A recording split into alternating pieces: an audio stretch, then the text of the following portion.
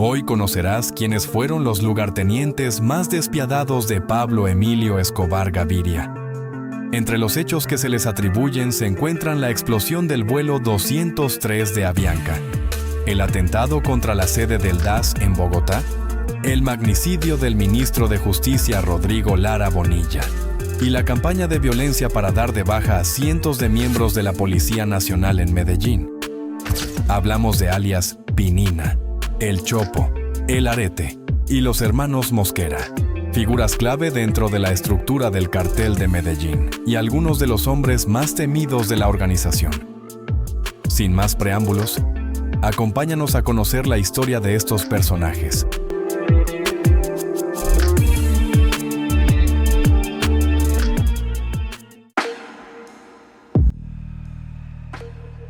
El estratega John Jairo Arias Tascón, alias Pinina.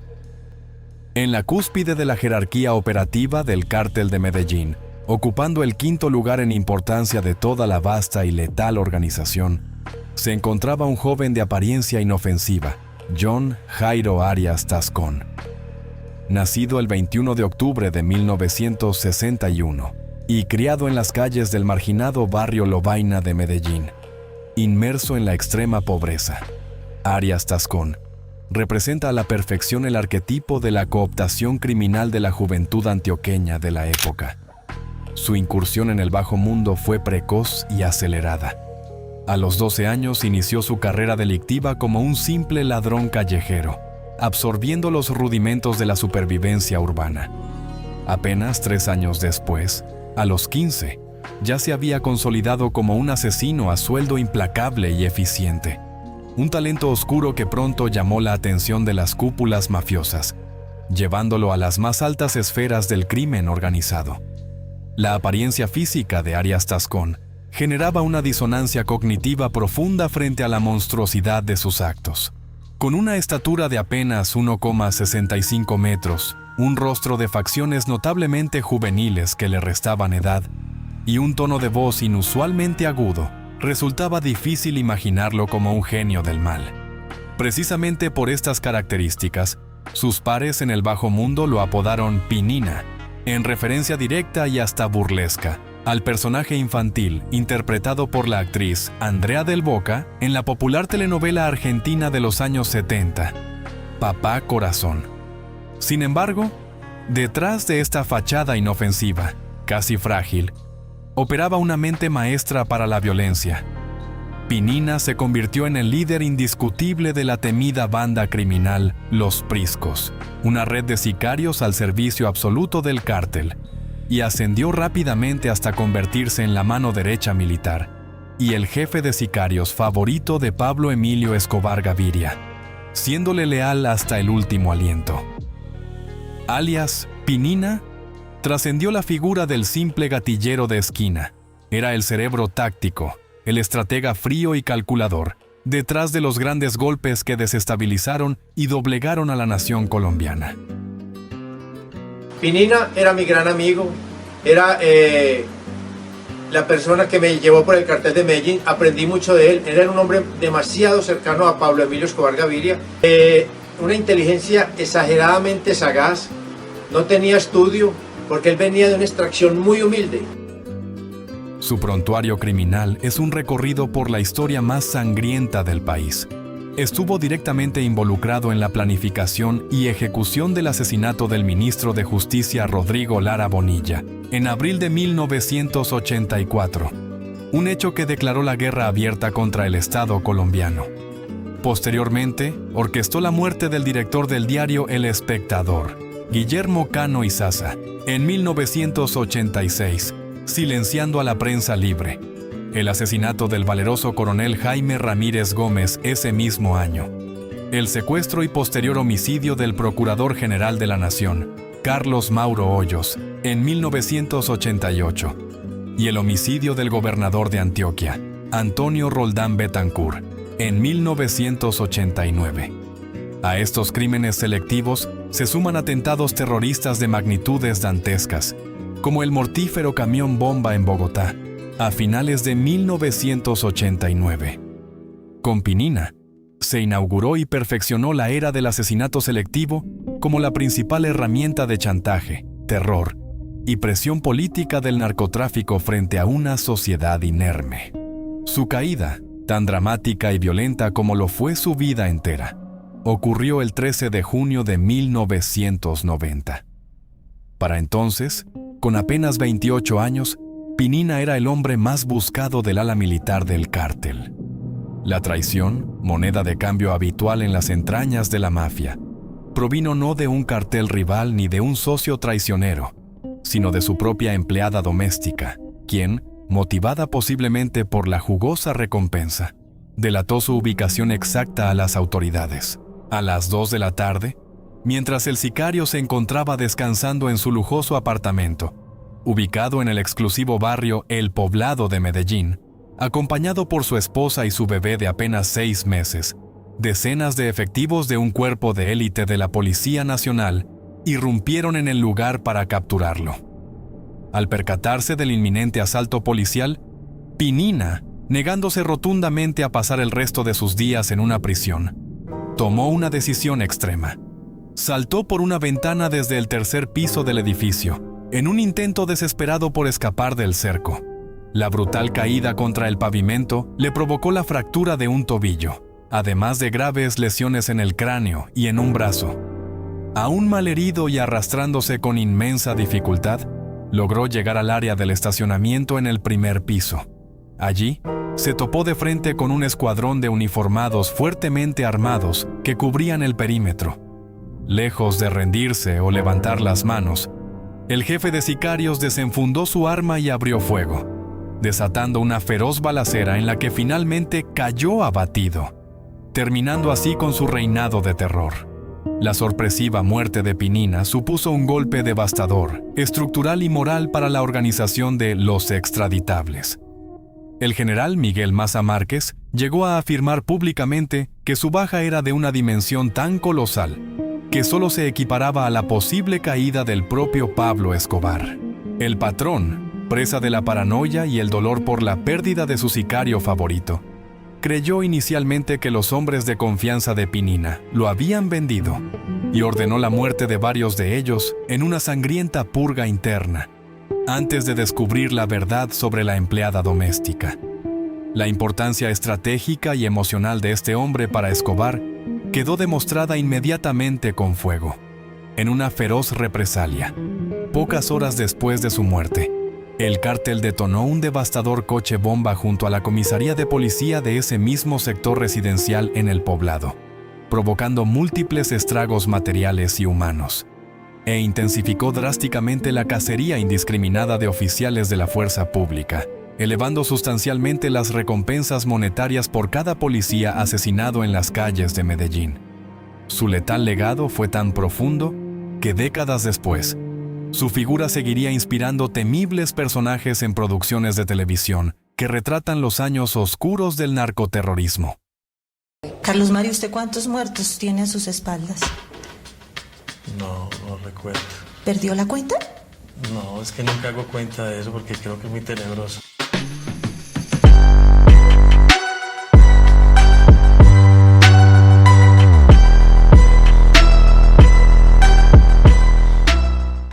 El arquitecto, Carlos Mario Alzate Urquijo, alias El Arete.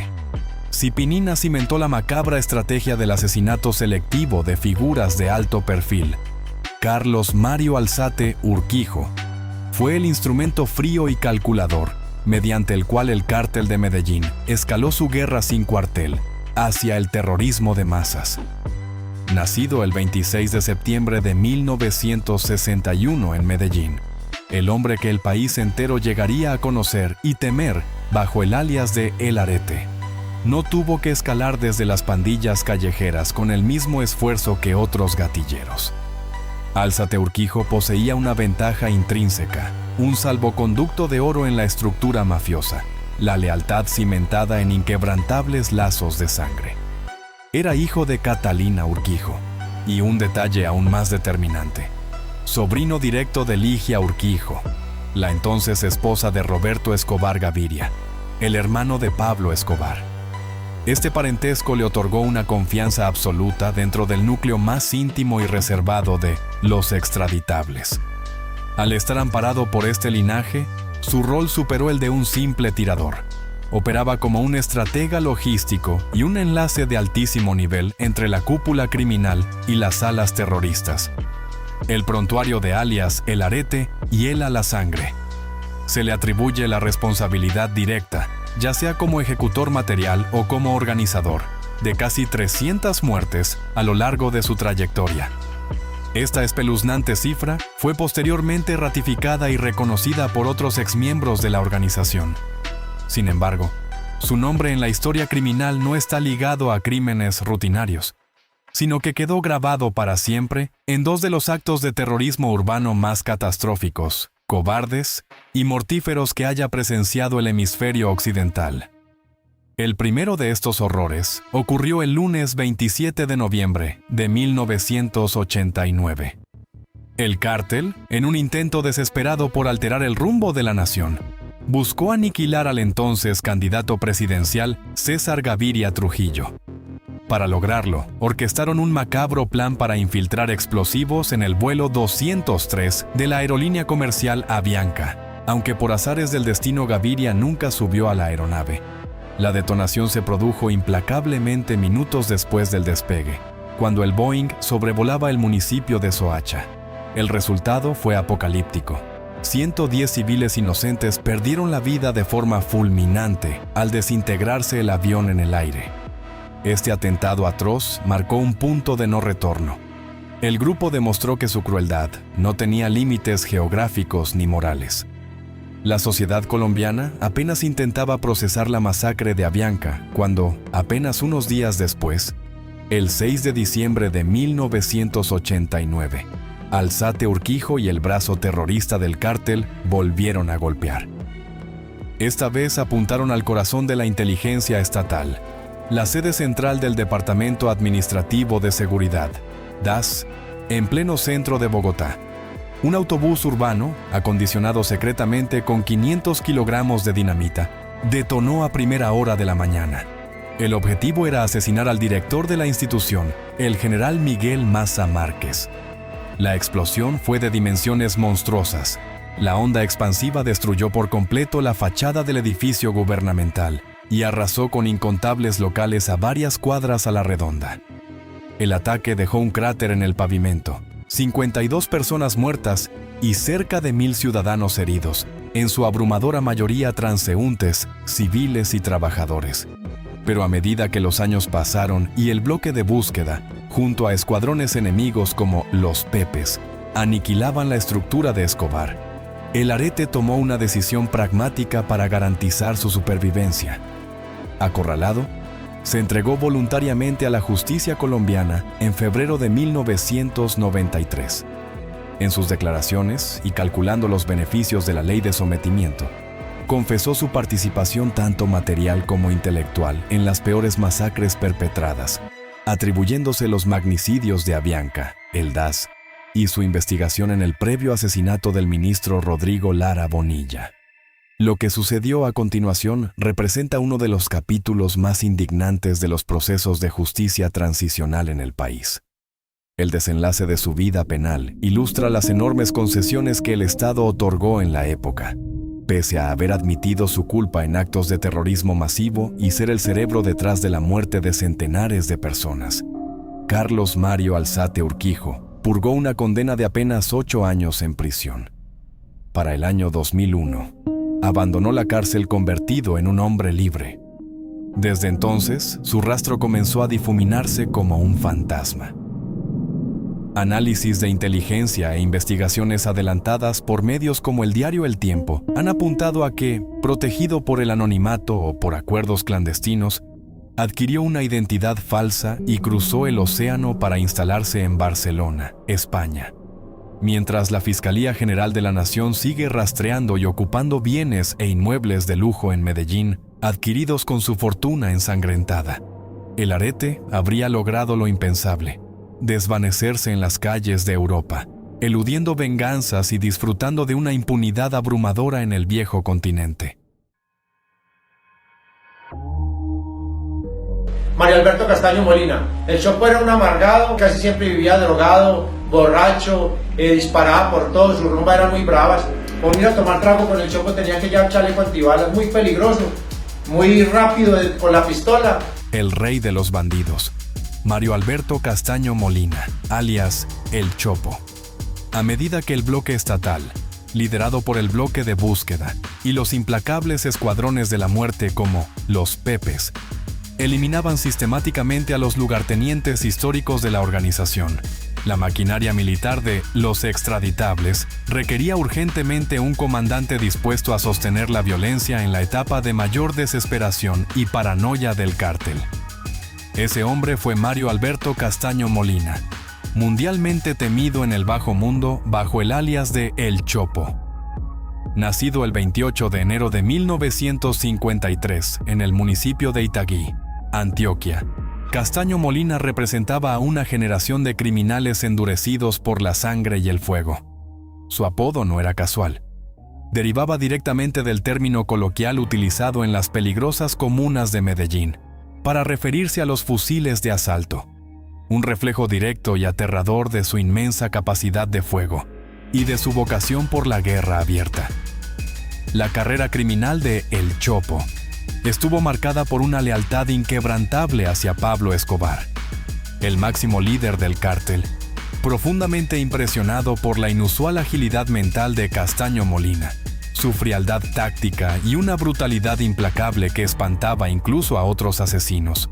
Lo elevó rápidamente en la jerarquía hasta otorgarle el cargo de jefe supremo de seguridad militar.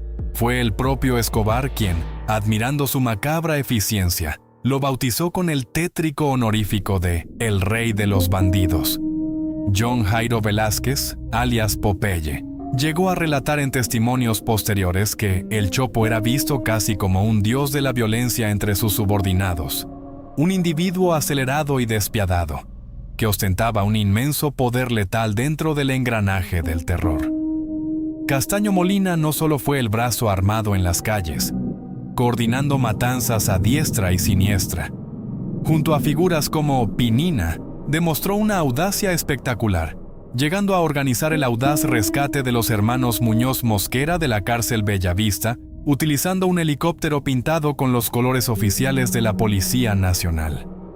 Solamente en el sanguinario periodo comprendido entre 1992 y 1993, a la temible figura de El Chopo se le atribuye la responsabilidad y autoría de más de 200 homicidios, en medio de una cacería encarnizada donde policías, jueces y enemigos caían a diario. Sin embargo, su papel más oscuro y determinante en la historia de Colombia no se libró en las calles, sino tras las rejas, fungiendo como el verdugo interno del cártel, en el episodio que marcaría el principio del fin para Pablo Escobar. Mientras el patrón se encontraba recluido en su lujosa prisión a la medida, conocida como La Catedral, descubrió los presuntos desfalcos financieros y el robo de millonarias caletas por parte de sus grandes socios, los poderosos jefes Fernando Galeano, alias El Negro, y Gerardo Moncada, alias Kiko. Ciego de ira, Escobar convocó a sus socios al recinto penal. Allí, confió plenamente en El Chopo, junto a sicarios como John Jairo Posada Valencia, alias El Tití, para llevar a cabo una de las purgas más espeluznantes de la mafia. El rey de los bandidos fue el encargado de torturar salvajemente, asesinar e incinerar a los clanes Moncada y Galeano dentro de las propias instalaciones de la catedral.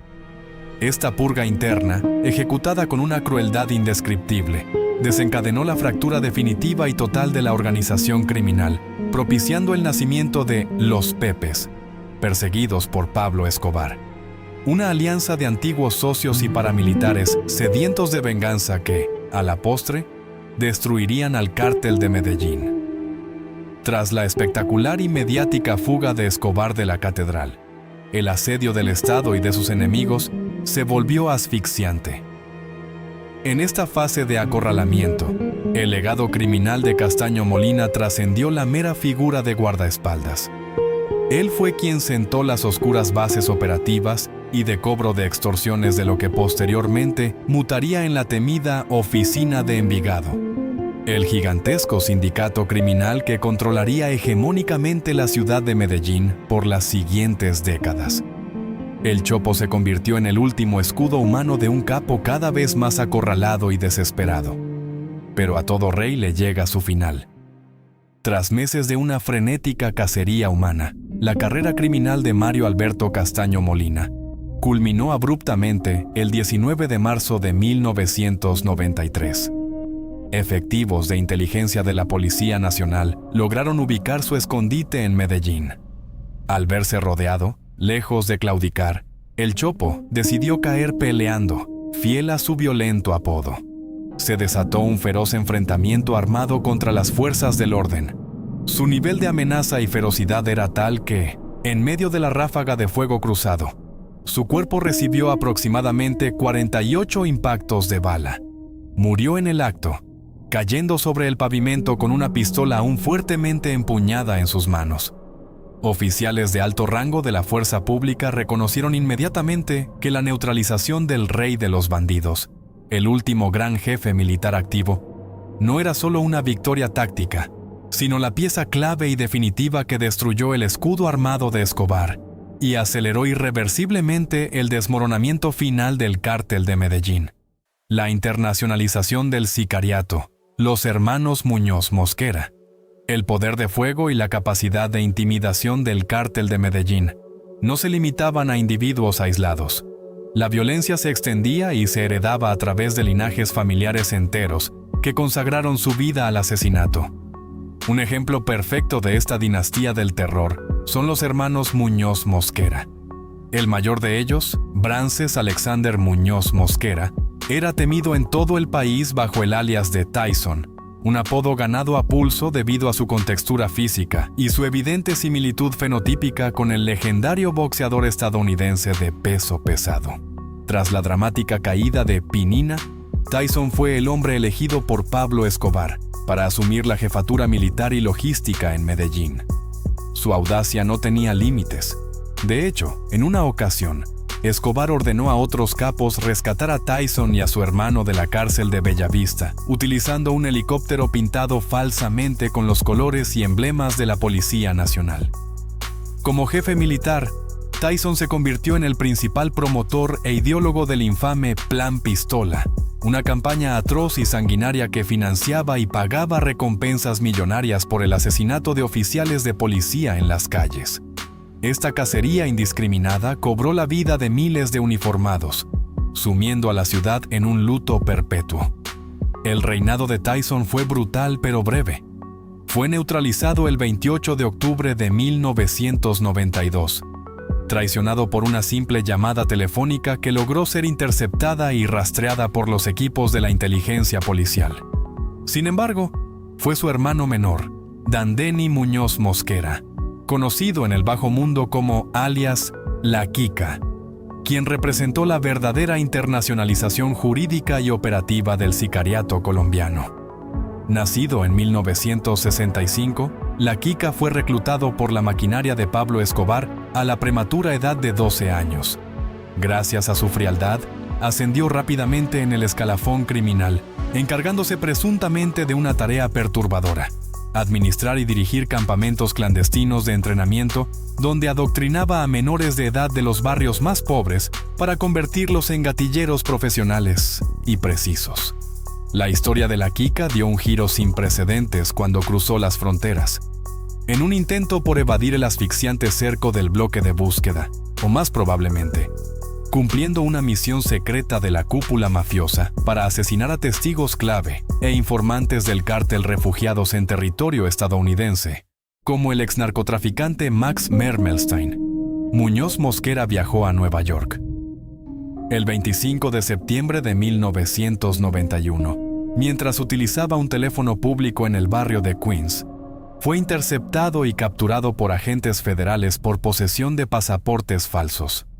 Las autoridades federales estadounidenses, sedientas de asestar un golpe ejemplarizante a la mafia colombiana, utilizaron el caso de La Quica para sentar un precedente histórico. apoyados en la trágica muerte de 2 ciudadanos estadounidenses durante la dantesca explosión del vuelo 203 de Avianca, y empleando legislaciones antiterroristas aprobadas en 1986, lo enjuiciaron como uno de los autores intelectuales y materiales del derribo de la aeronave comercial.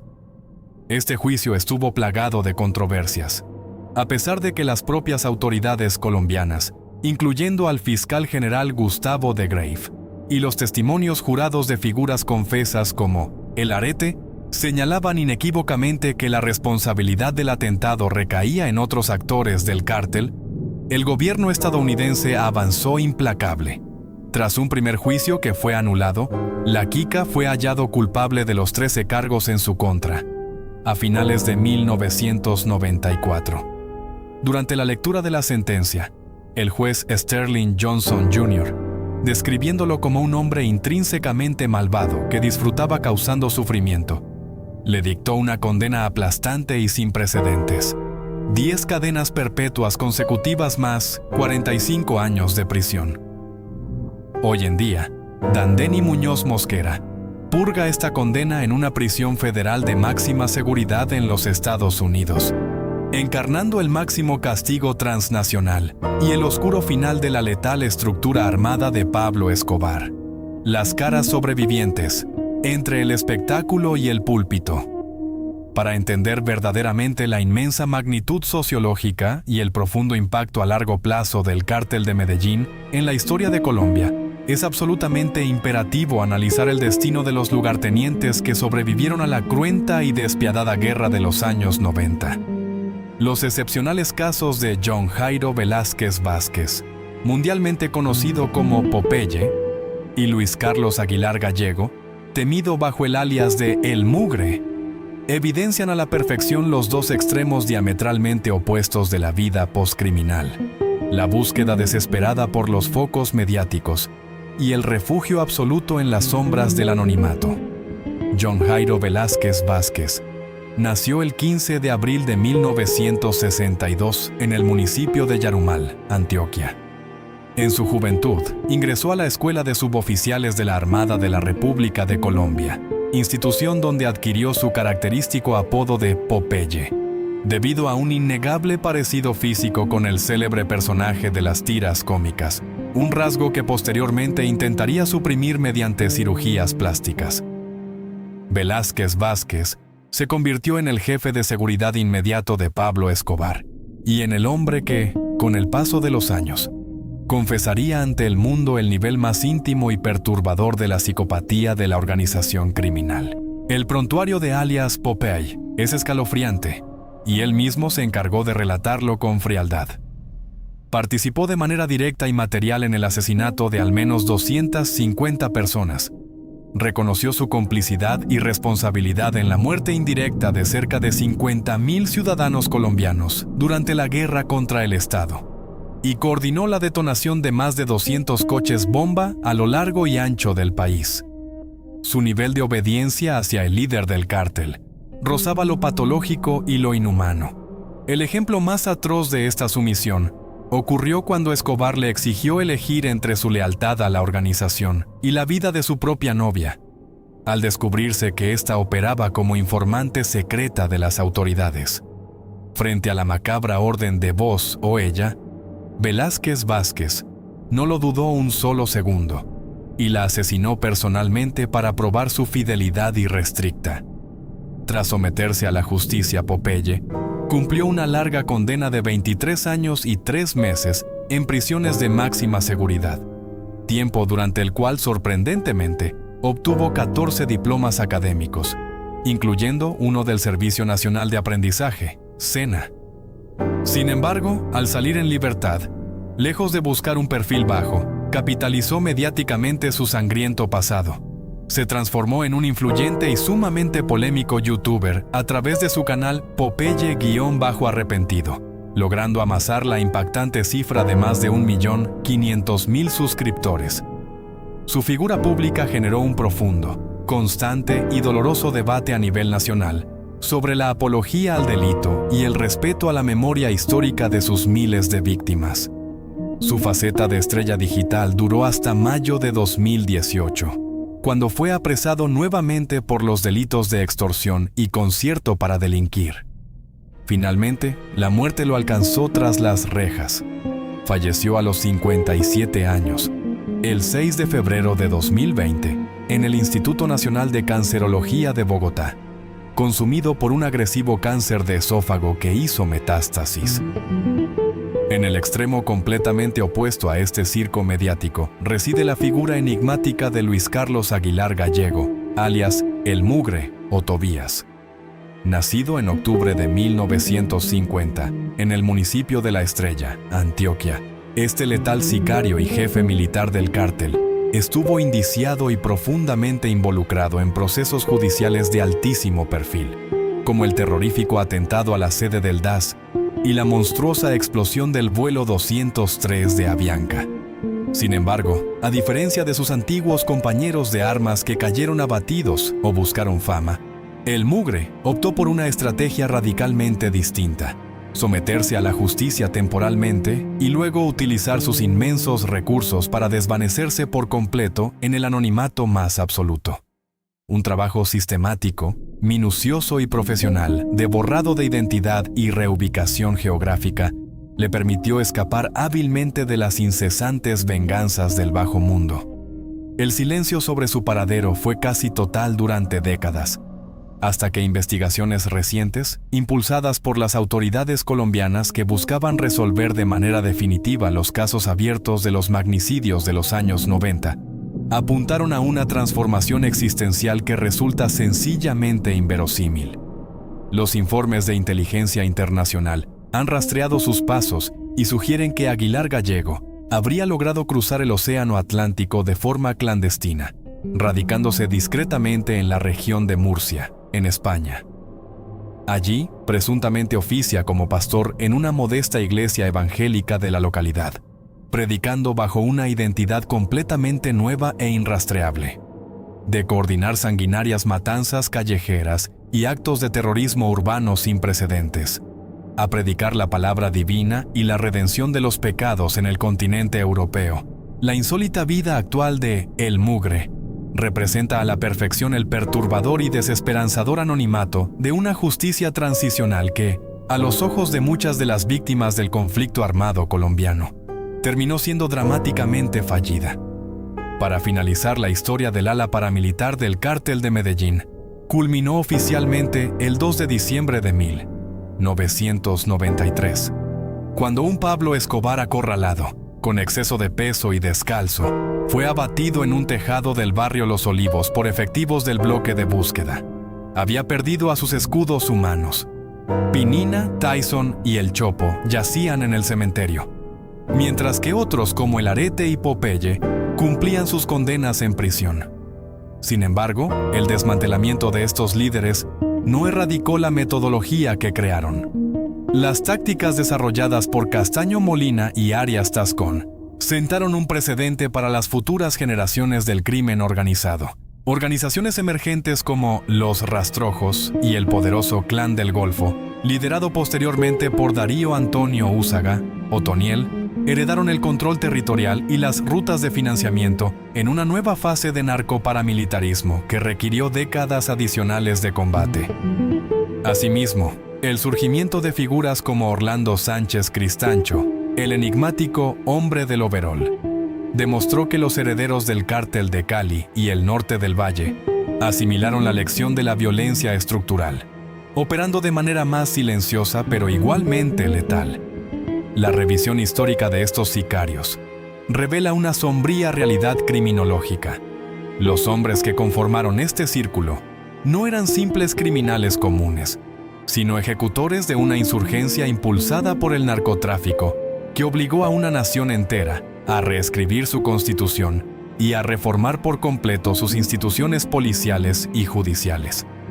Sus vidas y eventuales desenlaces exponen las complejas dinámicas de poder, lealtad y supervivencia que definieron la época más traumática en la historia moderna de Colombia.